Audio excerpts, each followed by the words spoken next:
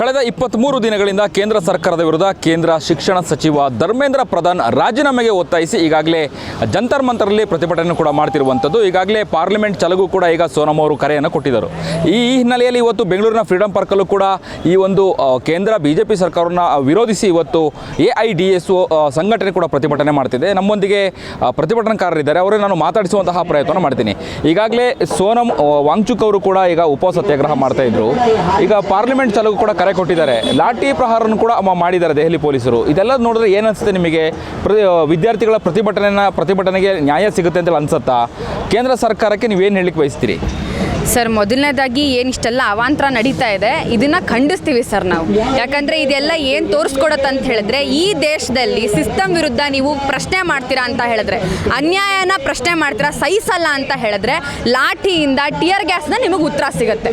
ಏನು 1.5 ತಿಂಗಳಿಂದ ಜಂತರ್ ಮಂತರಲ್ಲಿ ಪ್ರೊಟೆಸ್ಟ್ ನಡೀತಾ ಇತ್ತು, ಪ್ರತಿಭಟನೆ ನಡೀತಿತ್ತು ಶಾಂತಿಯುತವಾಗಿ. ಅವರ ಬೇಡಿಕೆ ಇದ್ದಿದ್ದೇನೆ NTA ರದ್ದಾಗಬೇಕು, ಧರ್ಮೇಂದ್ರ ಪ್ರಧಾನ್ ರಾಜೀನಾಮೆ ನೀಡಬೇಕು, ನಮ್ಮ ಜೊತೆಗೆ ಮಾತುಕತೆಗೆ ಬರಬೇಕು ಸರ್ಕಾರ, ಬಂದು ಮಾತಾಡಿ ನಮ್ಮ ಹತ್ರ ನಮ್ಮ ವಿಷಯನ ಕೇಳಿಸ್ಕೊಳ್ಳಿ ಅಂತ ಹೇಳಿ. ಆದ್ರೆ ಅವ್ರು ಮಾತಾಡಿದ್ದು ಮಾತಿಂದ ಅಲ್ಲ ಸರ್, ಲಾಠಿಯಿಂದ ಮಾತಾಡಿದ್ರು, ಟಿಯರ್ ಗ್ಯಾಸ್ನ ಮಾತಾಡಿದ್ರು. ಅಂದ್ರೆ ಬೇಸಿಕಲಿ ಹತ್ತಿಕ್ತಾ ಇದ್ದಾರೆ. ವಿದ್ಯಾರ್ಥಿಗಳು ಪ್ರಶ್ನೆ ಮಾಡಬಾರ್ದು, ಅನ್ಯಾಯ ಸಹಿಸ್ಕೊಂಡು ಹೋಗಬೇಕು. ಸರ್ಕಾರ ಅವ್ರು ನಡೆಸ್ತಾರೆ ಅಂದ್ರೆ ಅವ್ರು ಯಾವ ರೀತಿ ನಡೆಸ್ತಾರೆ ಅದೇ ರೀತಿ ನಡೆಸ್ತಾರೆ. ಆನೆ ನಡೆದಿದ್ದೆ ದಾರಿ, ನೀನು ಪ್ರಶ್ನೆ ಮಾಡಬೇಡ ಅಂತ ಹೇಳ್ತಾ ಇದ್ದಾರೆ ಸರ್. ಇದನ್ನ ಖಂಡಿಸಿ ನಾವು ಇವತ್ತು ಪ್ರೊಟೆಸ್ಟ್ ಮಾಡ್ತಾ ಇದ್ದೀವಿ. ಓಕೆ, ಈಗ ಕಳೆದ 23 ದಿನಗಳಿಂದ ಪ್ರತಿಭಟನೆ ಮಾಡ್ತೀರಿ, ಹೋರಾಟ ಮಾಡ್ತಿದ್ರಿ. ಇನ್ನೂ ಕೂಡ ಧರ್ಮೇಂದ್ರ ಪ್ರಧಾನ್ ರಾಜೀನಾಮೆ ಕೊಟ್ಟಿಲ್ಲ. ಮೋದಿ ಅವರು ರಾಜೀನಾಮೆ ಕೊಡಬೇಕು ಅಂತೇಳಿ ಆಗ್ರಹ ಕೂಡ ಮಾಡ್ತಾ ಇದ್ದಾರೆ. ಇಡೀ ದೇಶವ್ಯಾಪಿ ವಿದ್ಯಾರ್ಥಿಗಳು ರೊಚ್ಚಿಗೆದ್ದಿದ್ದಾರೆ, ಆಕ್ರೋಶನ ಹೊರಹಾಕ್ತಿದ್ದಾರೆ. ನಿಮ್ಮ ಪ್ರತಿಭಟನೆಗೆ ಕೇಂದ್ರ ಸರ್ಕಾರ ಮಣಿಯುತ್ತಾ? ನ್ಯಾಯ ಸಿಗುತ್ತಾ ನಿಮ್ಮ ಪ್ರತಿಭಟನೆಗೆ ಅನ್ನೋಂತಹ ಪ್ರಶ್ನೆ ನನಗನ್ಸುತ್ತೆ ಸರ್, ಡೆಫಿನೆಟ್ಲಿ ನ್ಯಾಯ ಸಿಗುತ್ತೆ ಅಂತ ಹೇಳಿ. ಯಾಕಂದ್ರೆ ಇದು ಬರೀ ಒಂದು ಸಿಂಬಾಲಿಕ್ ಪ್ರೊಟೆಸ್ಟ್ ಸರ್. ಏನು ದೇಶದಾದ್ಯಂತ ನಡೀತಾ ಇದೆ ಅವೆಲ್ಲ ಕೂಡ ಸಿಂಬಾಲಿಕ್ ಪ್ರೊಟೆಸ್ಟ್ ಸರ್. ಈ ಪ್ರೊಟೆಸ್ಟ್ ಏನೋ ಒಂದಿನ ನಾವು ಫ್ರೀಡಂ ಪಾರ್ಕ್ನಲ್ಲಿ ಬಂದು ಸೇರಿಬಿಟ್ಟ ತಕ್ಷಣ ಮುಗ್ದೋಗುತ್ತೆ ಅಂತಲ್ಲ, ಕಂಟಿನ್ಯೂಸ್ ಆಗಿ ನಡೀತಾನೆ ಇರುತ್ತೆ. ಹೋರಾಟಕ್ಕೆ ಜಯ ಸಿಗುತ್ತೆ ಅನ್ನೋದಕ್ಕೆ ಹಲವಾರು ಹೋರಾಟಗಳನ್ನ ನಾವು ನೋಡಿದ್ದೀವಿ ಸರ್ ಹಿಂದೆ. ಎಕ್ಸಾಂಪಲ್ ಅಂದರೆ ರೈತರು ಹೋರಾಟ ತಗೋಬೋದು. ಏನು 2 ವರ್ಷ ನಡೀತು, ಡೆಲ್ಲಿನಲ್ಲೇ ನಡೀತು. 900 ಜನ ರೈತರು ಆತ್ಮಹತ್ಯೆ ಆದರು. ಅದಾದಮೇಲೆ ಇವತ್ತವರಿಗೆ ನ್ಯಾಯ ಸಿಕ್ಕಿದೆ ಸರ್. ಅದೇ ಥರ ಅನ್ಯಾಯ ಕಂಡಲೆಲ್ಲ ಪ್ರಶ್ನೆ ಮಾಡೋದನ್ನ ಬಿಡಬಾರ್ದು. ಲಾಠಿ ಚಾರ್ಜ್ ಮಾಡಿದ್ರೆ ನಾವು ನೋಡಿದ್ರಿ. ಯಾವ ಹಂತಕ್ಕಂತ ಹೇಳಿದ್ರೆ ಪ್ರಾಣಿಗಳಿಗೆ ಹೊಡೆದ ಹಾಗೆ ಹೊಡೆದಿದ್ದಾರೆ ಅಲ್ಲಿಯ ಪೊಲೀಸರು.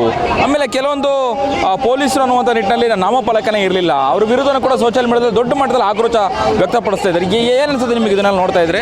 ಸರ್, ಇದು ಹೋರಾಟನ ಹತ್ತಿಕ್ಕಕ್ಕೆ ಬಂದಂಥ ಒಂದು ಮುಸುಕು ಸರ್, ಅಷ್ಟೇ. ವಿದ್ಯಾರ್ಥಿಗಳನ್ನ ಇಮಿಡಿಯೇಟ್ ಆಗಿ ಜಂತರ್ ಮಂತರಿಂದ ಕಳಿಸ್ಬಿಡ್ಬೇಕು. ವಿದ್ಯಾರ್ಥಿಗಳಿಗೆ ಹೊಡೆದು ಬೆದರಿಸ್ಬೇಕು. ಯಾಕೆ ಬೆದರಿಸ್ಬೇಕು? ಮುಂದೆ ಮತ್ತೊಂದಿನ ಪ್ರಶ್ನೆ ಕೇಳಬಾರ್ದಲ್ಲ ನಾವು. ಅದಕ್ಕೆ ಹೋರಾಟನ ಹತ್ತಿಕ್ಕಬೇಕು ಅಂತ ಹೇಳಿ ಕೇಂದ್ರ ಸರ್ಕಾರ ಪ್ಲಾನ್ ಮಾಡಿರೋದು ಇದನ್ನ ಮಾಡಬೇಕು ಅಂತ ಹೇಳಿ. ಈಗ ಕೇಂದ್ರ BJP ಸರ್ಕಾರಕ್ಕೆ ತಕ್ಕ ಪಾಠವನ್ನು ಕಲಿಸುತ್ತಾ? ನನಗನ್ಸುತ್ತೆ ಸರ್, ಡೆಫಿನೆಟ್ಲಿ ಕಲಿಸುತ್ತೆ. ಯಾಕಂತ ಹೇಳಿದ್ರೆ 2 ಲಕ್ಷ ಜನ ಜಂತರ್ ಮಂತರಲ್ಲಿ ಸೇರಿದ್ದಾರೆ, ಎಲ್ಲೆಲ್ಲಿಂದನೋ ಬಂದು ಸೇರಿದ್ದಾರೆ ಅಂತ ಹೇಳಿದ್ರೆ ಅದು it is very courageous sir. ತುಂಬ ಧೈರ್ಯವಾಗಿ ಬಂದು ಸೇರಿರೋದು, ಲಾಠಿನ ತಿನ್ನಿಸ್ಕೊಂಡಿರೋದು. ಸೊ ಡೆಫಿನೆಟ್ಲಿ ತಕ್ಕ ಉತ್ತರ ಕೊಡುತ್ತೆ ಅಂತ ನನಗನ್ಸುತ್ತೆ ಸರ್. ಇದಿಷ್ಟು ಬೆಂಗಳೂರಿನ ಫ್ರೀಡಂ ಪಾರ್ಕಲ್ಲಿ ಕೇಂದ್ರ BJP ಸರ್ಕಾರವನ್ನು ವಿರೋಧಿಸಿ ಧರ್ಮೇಂದ್ರ ಪ್ರಧಾನ್ ಅವರು ರಾಜೀನಾಮೆ ಕೊಡಬೇಕನ್ನುವಂತಹ ನಿಟ್ಟಿನಲ್ಲಿ ಆಗ್ರಹಿಸಿ ನಡೀತಿರುವಂತಹ AIDSO ಸಂಘಟನೆಯ ಕಾರ್ಯಕರ್ತರು ಹೇಳುವಂಥದ್ದು ವಿದ್ಯಾರ್ಥಿಗಳ ಆಕ್ರೋಶದ ಮಾತುಗಳು ಅಂತಲೇ ಹೇಳ್ಬೋದು. ಕ್ಯಾಮ್ರಾ ಪರ್ಸನ್ ಕೀರ್ತನ್ ರೆಡ್ಡಿ ಜೊತೆ ಅಭಿಜಿತ್ ಗಣೇಶ್, ಪ್ರತಿಧ್ವನಿ ನ್ಯೂಸ್, ಬೆಂಗಳೂರು. ಹೆಚ್ಚಿನ ವಿಡಿಯೋಗಳಿಗೆ ಪ್ರತಿಧ್ವನಿ YouTube ಚಾನೆಲ್ ಸಬ್ಸ್ಕ್ರೈಬ್ ಮಾಡಿ, ಬೆಲ್ ಐಕಾನ್ ಕ್ಲಿಕ್ ಮಾಡಿ.